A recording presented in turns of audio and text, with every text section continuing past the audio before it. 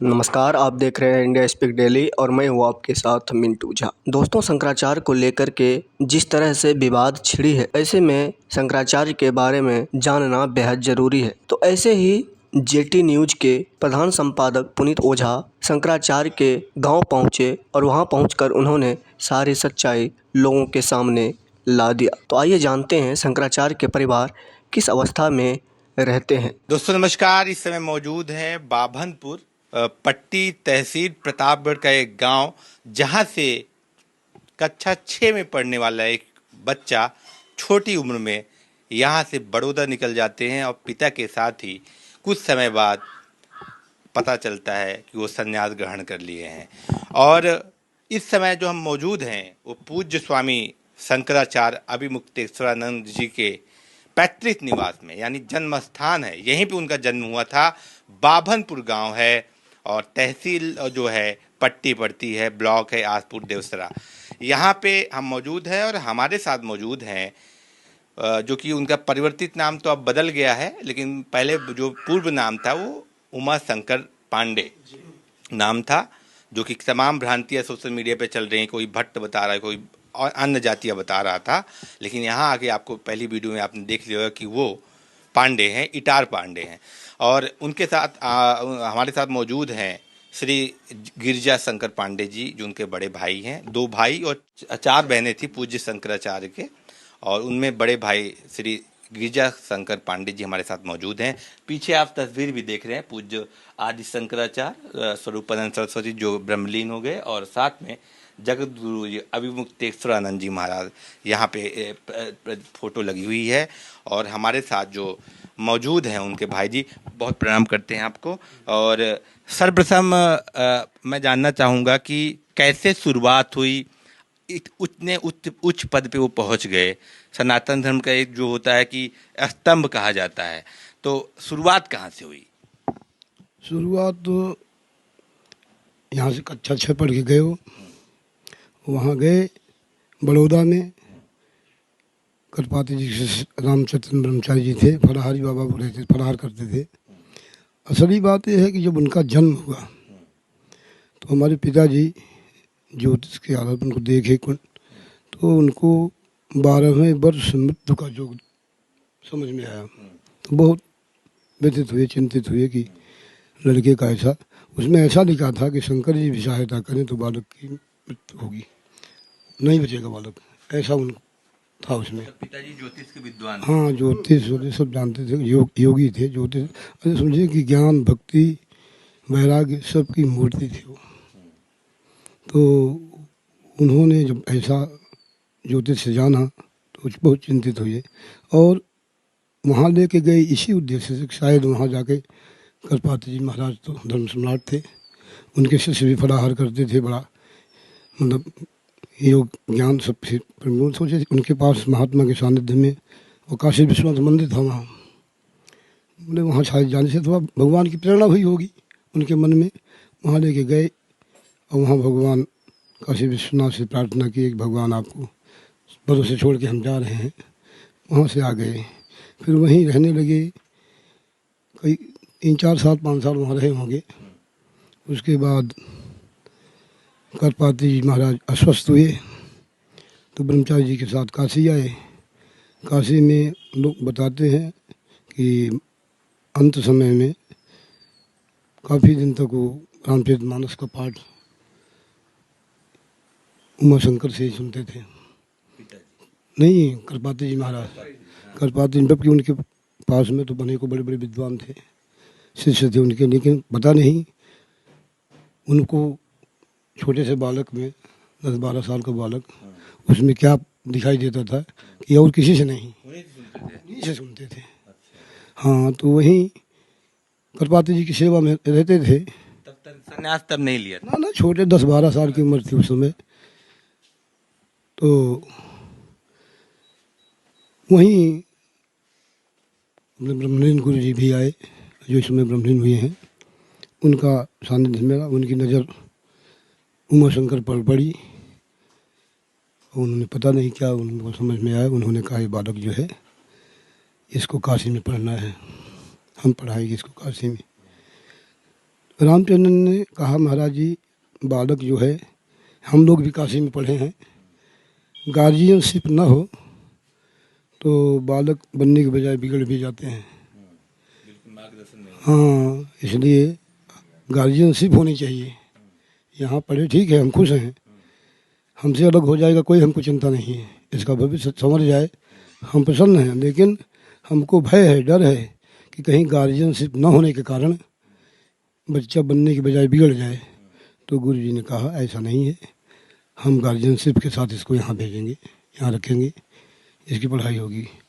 इसके बाद प्रतिभाशाली तो इतने थे कि वहाँ गुजरात में जब गए थे पढ़ने के लिए ना, तो वहाँ रामचैतन्य जी जब ले गए विद्यालय में पढ़ने के लिए, तो वहाँ अध्यापकों ने कह दिया कि यहाँ गुजराती कंपलसरी है, जिस बच्चे को गुजराती लिखना पढ़ना बोलना आता है उसी को एडमिशन मिलता है। ये बालक हिंदी भाषी है। तो इन्होंने कहा कि हम तो गुजराती पढ़ लेंगे। तो बोले, कैसे नहीं जल्दी पढ़ लोगे? बोले, नहीं पढ़ लेंगे, आप हमको थोड़ा समय दे दीजिए, हम पढ़ लेंगे। बोले, 1 महीना में, 1 महीना बाद, 1 महीने में अगर आओगे गुजराती लिखना पढ़ना बोलना तुमको आ जाएगा सीख के, तो हम एडमिशन कर देंगे। इन्होंने कहा 1 महीना नहीं, हम 15 दिन में आएंगे। और 15 दिन बाद गए, वहाँ लिखना पढ़ना बोलना एकदम धारा प्रभाव से सब लोग गुजराती, हाँ, सब लोग आसन पढ़ गए। तो बालक बड़ा प्रतिभाशाली है। फिर वहाँ एडमिशन हो गया था। यहाँ आए, यहाँ भी हम बताते हैं कि काशी में जिस विद्यालय में जाते थे ना, वहाँ कक्षाध्यापक जब इनका ज्ञान देखता था तो प्रिंसिपल के पास ले जाता था और कहता था कि इसको क्या पढ़ाया जाएगा, ये तो सब जानता है, कुछ भी पूछ लीजिए इससे, कुछ भी पूछ लीजिए आप। इस तरह से बहुत सारे विद्यालयों में गए, वहाँ यही चर्चा रहती थी। फिर उनका एडमिशन पहले नंदलाल बाजोरिया विद्यालय में हुआ। 1 साल 2 साल, 1 साल वहाँ पढ़े होंगे। इसके बाद सीधे संपूर्ण संस्कृत विद्यालय में चले गए। वहाँ छात्र संघ के अध्यक्ष भी रहे, उपाध्यक्ष भी रहे, और छात्र नेता के रूप में उनकी ख्याति होने लगी। वहीं से उनका बताते हैं कि एक बार भाजपा की लहर थी, उसमें बनारस दक्षिणी क्षेत्र से इनको टिकट भी मिल रही थी। तो गुरु जी ने मना कर दिया, कहा सांसद बन के क्या करोगे, तुमको सांसद नहीं बनना है, टिकट नहीं लेने दिया। एक बार दैनिक जागरण, आपका कौन सा अखबार है? हाँ, एक बार दैनिक जागरण वालों ने कानपुर में पूरे भारत से 50 विद्यार्थियों को बुलाया था, लड़कों को बुलाया था, और 1 महीने तक रह के वहाँ उनको पढ़ाया, मतलब उनको इंटरव्यू दिया 1 महीने तक। उसमें प्रथम नंबर इनका आया था, उमाशंकर का। और वो लोग बोले कि मुख्य पृष्ठ पर पेपर के तुम्हारा नाम छपेगा, तुमको गाड़ी बंगला नौकर सब देंगे, 25,000 रुपया महीना उस समय में नौकरी के लिए, दैनिक जागरण में नौकरी। गुरु जी ने कहा कुछ नहीं करना है सब। एक बार IAS की परीक्षा देने के लिए उन्होंने कहा। अच्छा, हाँ, आईएएस भी बनना चाह रहे हैं? हाँ, IAS भी। तो गुरु जी ने कहा क्या DM बनना है? कहा DM नहीं बनना है, तुमको तो ऐसा बनना है कि हजारों DM तुम्हारे चरणों में बैठे हैं, ऐसे तुमको बनना है। वो भी गुरु जी ने मना कर दिया।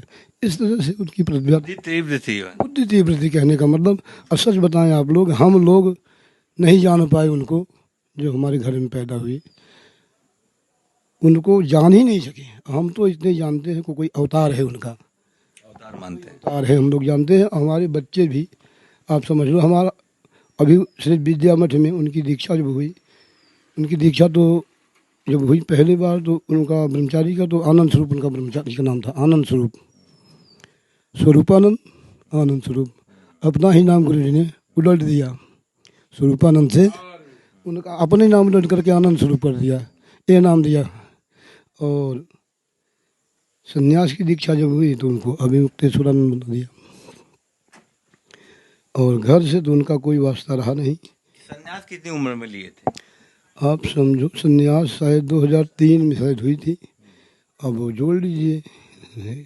अच्छा, सन्यास के पूर्व जब पढ़ाई कर रहे थे वो, या तमाम चीजें कर रहे थे, शिक्षा ग्रहण कर रहे थे, तो आपसे बातचीत होती थी? बातचीत जब तक विद्यार्थी जीवन में थे, में आते थे यहाँ? कभी आना जाना नहीं, कभी एक आध घंटे 2 घंटे के लिए, 1 दिन 2 दिन के लिए आए हों।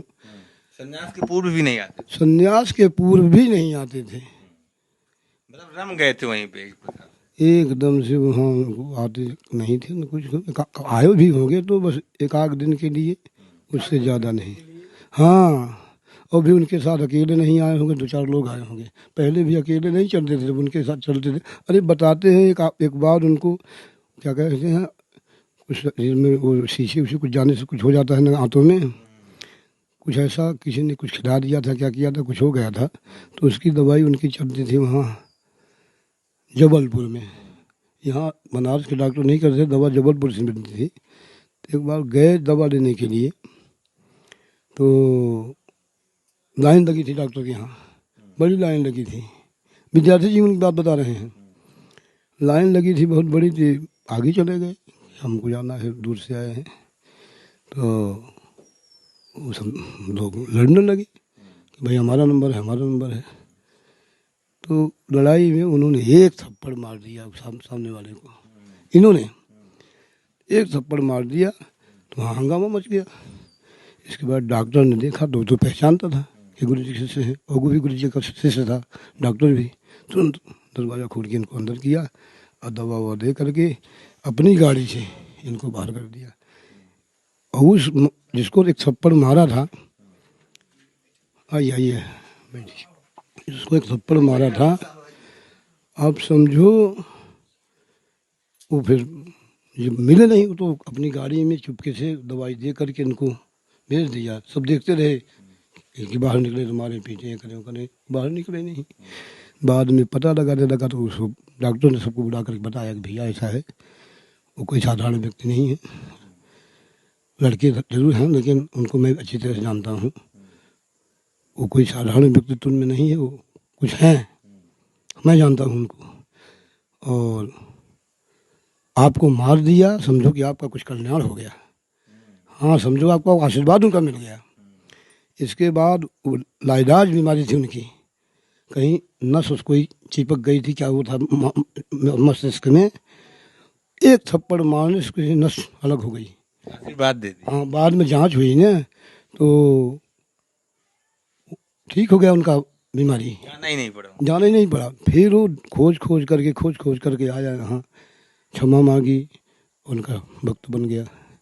हाँ, ऐसे थे विद्यार्थी जीवन में वो। अच्छा, एक बार उनके ऊपर लाठीचार्ज भी हुई थी बनारस में।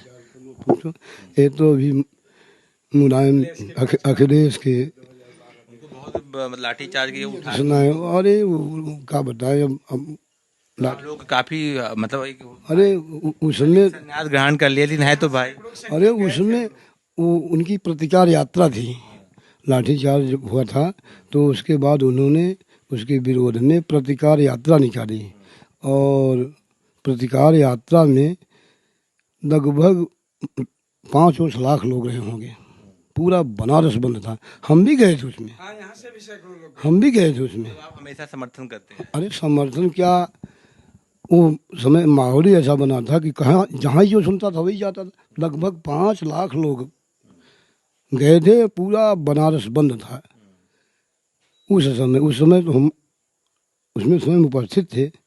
हम लोग जा रहे थे और स्वामी जी ने कह दिया था, अखिलेश का फ़ोन आया तुरंत, जब इतनी भीड़ देखे अखिलेश तो वो बौखला गए वो भी। अब बोले फ़ोन, तो स्वामी जी ने कहा कि अखिलेश का फ़ोन आ रहा है, बात करें या ना करें आप लोग बताइए। अब सब लोगों ने कहा बात करने की कोई ज़रूरत नहीं है अब। तो उन्होंने कहा देखिए, हमको किसी का कोई ऐसा किसी के खिलाफ भी बोलना भी नहीं है, कुछ नहीं करा। श्री राम जय राम जय राम भगवान का नाम लेते हुए आप लोग यात्रा में चलिए बस साथ में, और किसी को कुछ अपशब्द भी नहीं बोलना है, किसी के विरोध में कुछ नहीं बोलना है। हम लोग सब, वो कोई मैदान था, मैदान नाम उसका नहीं याद है हमको, उसी मैदान से हम लोग जाने लगे कहाँ, वहाँ दशाश्वमेध घाट। स्वामी जी ने कहा था वहीं चल के पूजन वूजन करेंगे, उसके पूजन करके तो फिर जैसा हमारा नियम बना हुआ है, जो हमने प्लान बनाया है, उस प्लान के मुताबिक हम कार्य करेंगे। तो 400-500 आदमी, सबको पुलिस ने रोक दिया। 400-500 आदमी वहाँ गए, गंगा घाट पे वहाँ पूजन किए। इसके बाद यात्रा समाप्त की। लेकिन फिर वापस नहीं आए। हम लोग सब 400-500 आदमी स्टीमर में बैठ के, नाव में बैठ के, इंजन वाला जो होता है नाव, उसमें बैठ के विद्या मठ आए, नाव से, गंगा जी में से। और सब कोई बैठ करके फिर स्वामी जी बोले कि अभी भी 4 थानों में कर्फ्यू लग गया। और फिर हम रात को वहीं रहे, सवेरे कर्फ्यू समाप्त हो गया तो वहाँ से आए घर। इस तरह से फिर बाद में पता कि 102 आदमी के खिलाफ या 105 आदमी के खिलाफ FIR दर्ज हुई, बड़ा मुकदमा चला। उसमें आप वो जो कांग्रेस के विधायक थे वो बेचारे 8 महीना 7 महीना जेल में रहे। आपको तो मालूम ही होगा, आप तो पेपर वाले हैं। निर्दोष, बिल्कुल कोई दोष नहीं किसी का। लेकिन इस तरह से अखिलेश की सरकार में हुआ। लेकिन बाद में देखिए अखिलेश जी शरण में आ गए, क्षमा मांग ली, हम शरण में आए हैं, स्वामी जी ने क्षमा कर दिया। संत स्वभाव है, एकदम क्षमा कर दिया। तो इस तरह से स्वामी जी। अच्छा, एक पॉलिटिकल, क्योंकि हम उस तरह तो बात नहीं करना चाहते, फिर भी मैं आपसे जानना चाहूँगा, जिस प्रकार से पूज्य स्वरूपानंद जी रहे, लगातार वो मतलब सरकार के खिलाफ ही बोलते रहे, मतलब लोग ऐसा है, सरकार के खिलाफ नहीं बोलते थे और किसी से डरते नहीं थे। जब कोई गलत बात होती थी तो उसका विरोध करते थे, चाहे कोई भी सरकार हो, किसी की सरकार। लोग उन्हें कांग्रेसी मानते हैं, ऐसा कुछ नहीं हो, किसी एक पार्टी के नहीं है, वो तो संत हैं, सबके हैं। हाँ, कई लोग ये फैलाने की भी कोशिश की है कि कांग्रेस के समर्थक हैं, और जबकि शंकराचार्य जैसे पद पे बैठे हुए व्यक्ति, उच्च पद पे, वो हमारे सबका गुरु है, हम सबके जो है एक मार्गदर्शक हैं।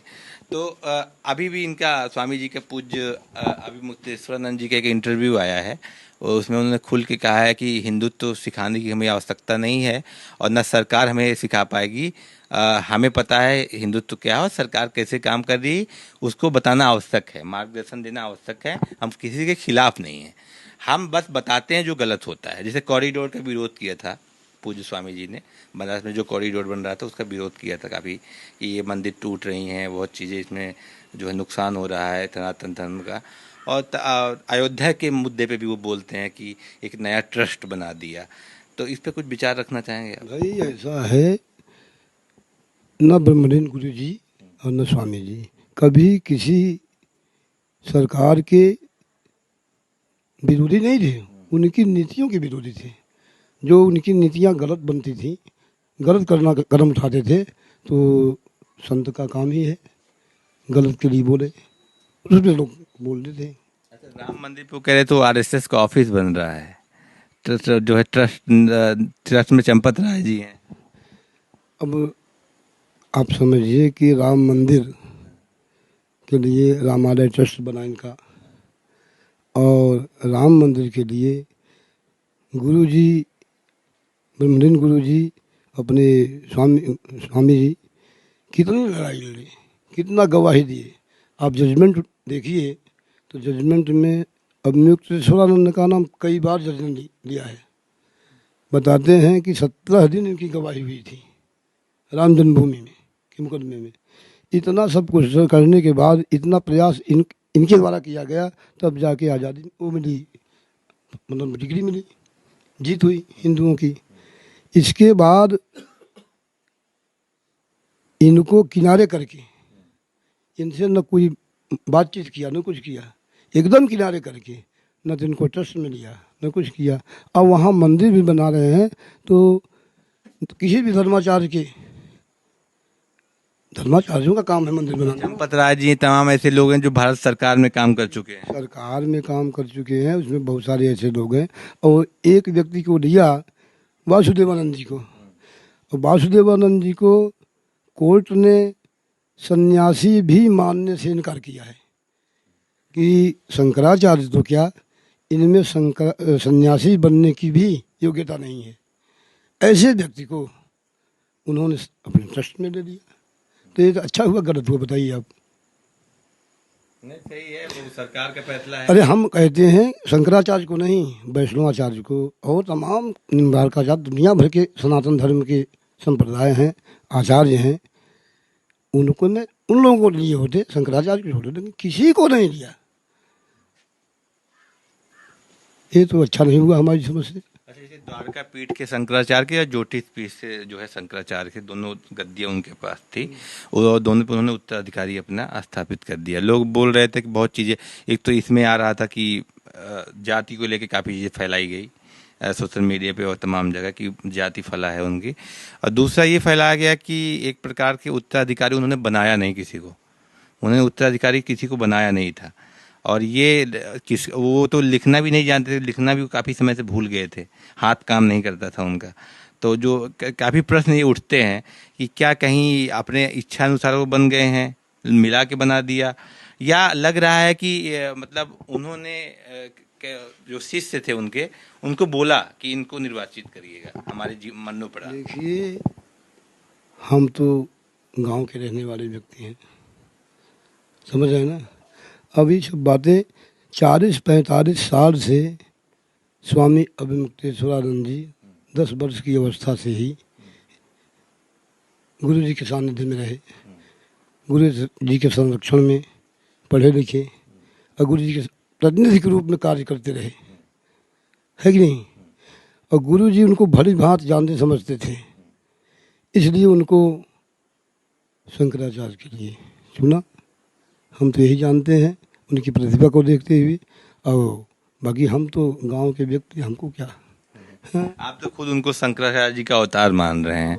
क्योंकि हमने उनको बचपन से, जन्म से देखा है, सुना है, लेकिन उनको हम समझ नहीं सके। आप बताएं, हम समझते हैं ना, उन्होंने कभी भी अगर उनकी शर्ट कोई पहन ले तो फिर वो शर्ट नहीं पहनते थे, बचपन से ही। बचपन से। इतना समझदार बच्चा कैसे हो जाता पूछ है? लीजिए आप, हम बता रहे हैं ना आपको। और छठी में पढ़ सुनो, अगर वहाँ गुजरात में थे काशी विश्वनाथ मंदिर में, कभी कभार हम भी जाया करते थे, तो अगर उनकी साइकिल कोई मांग ले तो उसको साइकिल दे दे, अपने पैदल चले जाएं। बड़ा हीटर था वो। हम क्या बताएं आपको। और आज तक अभी भी हमारे जहाँ तक जानकारी है, वो कहीं कर्मकांड में वगैरह नहीं कराए, कुछ नहीं, पूजा पाठ नहीं कराए। गुरु जी से उनको पैसा मिलता था, खर्चा मिलता था पढ़ने लिखने का सब।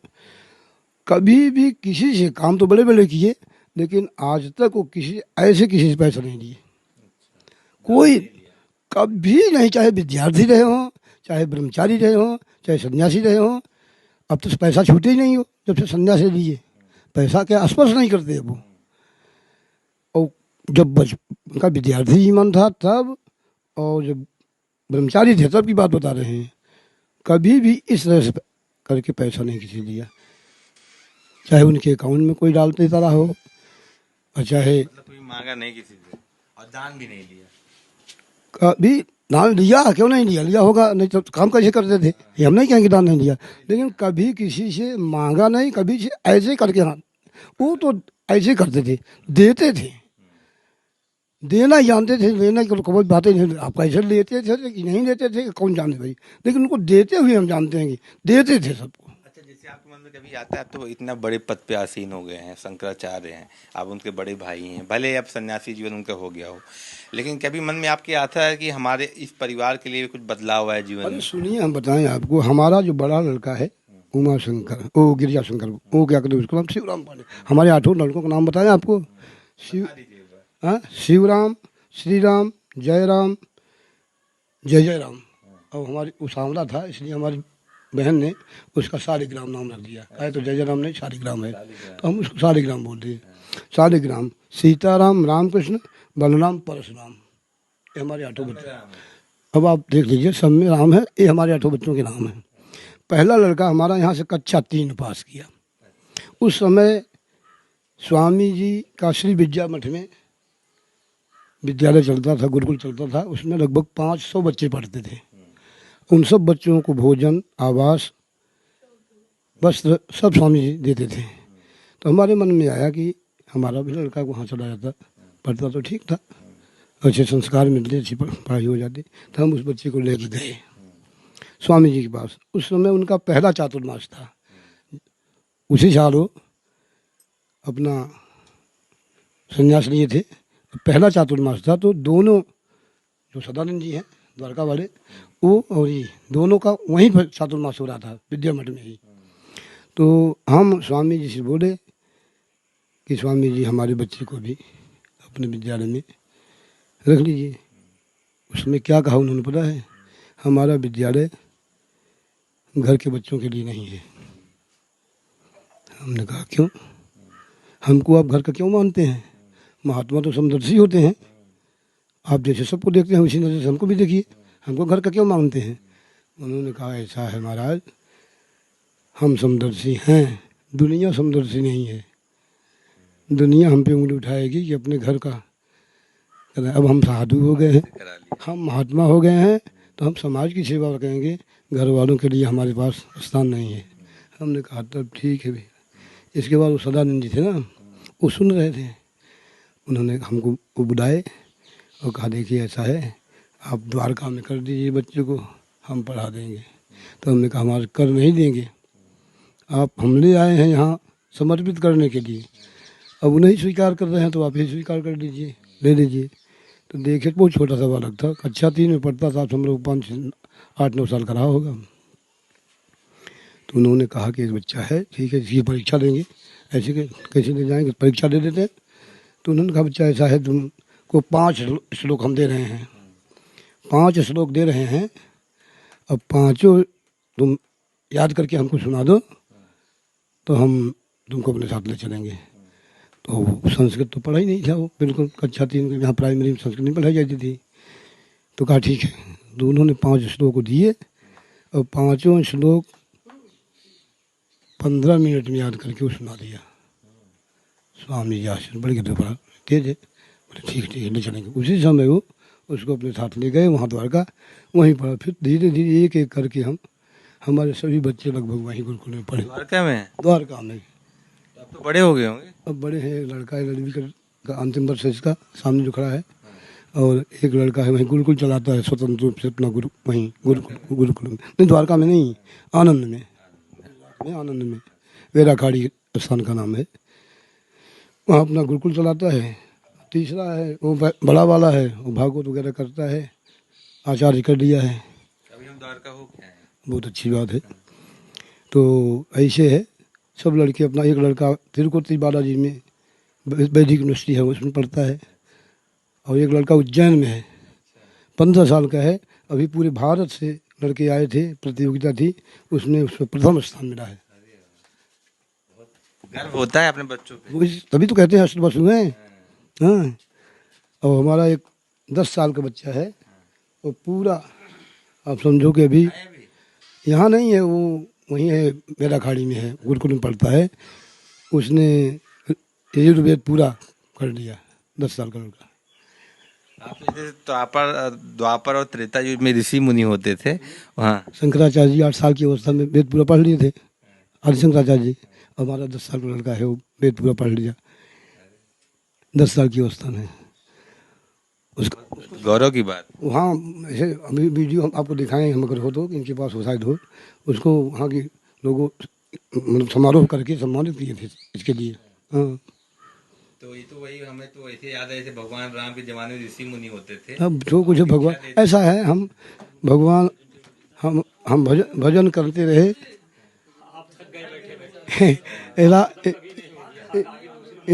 राम नाम की महिमा है, इतना हम जानते हैं बस, बाकी और कुछ नहीं। भगवान के नाम की महिमा है जो आप देख रहे हैं। नाम की महिमा के कारण ही आज उमा शंकर भी हाँ इतने उच्च पद पर पहुँच गए हैं, हमारे लड़के भी जा रहे हैं। हाँ, वही नाम की महिमा। पिताजी भी हमारे राम राम खूब जपते थे। दोस्तों इस समय मौजूद है बाभनपुर तहसील जो है पट्टी और प्रतापगढ़ जिला। पूज्य शंकराचार्य जी यहीं का जन्म स्थान होता है और यहीं से निकलकर आज शंकराचार्य यानी सनातन धर्म की सबसे ऊंची गद्दी पे विराजमान होते हैं। और उनके बड़े भाई श्री गिरिजा शंकर पांडे जी से हम बातचीत कर रहे थे। विस्तृत रूप से उन्होंने पूरा उनका जीवन परिचय दिया और बताया कितने वो बाल रूप से उनको प्रतीत हो गया था। हमने देरी कर दी कि आदि शंकराचार्य के स्वरूप थे, लेकिन हम समझने में देरी हो गई। लेकिन अभी इनके 8 पुत्र हैं, 8 पुत्र सनातन संस्कृति को आगे बढ़ा रहे हैं। और आप भी लगातार भगवान की कथा कहते रहते हैं। ऐसे ही हम आपको अपडेट कराते रहेंगे। बहुत बहुत धन्यवाद।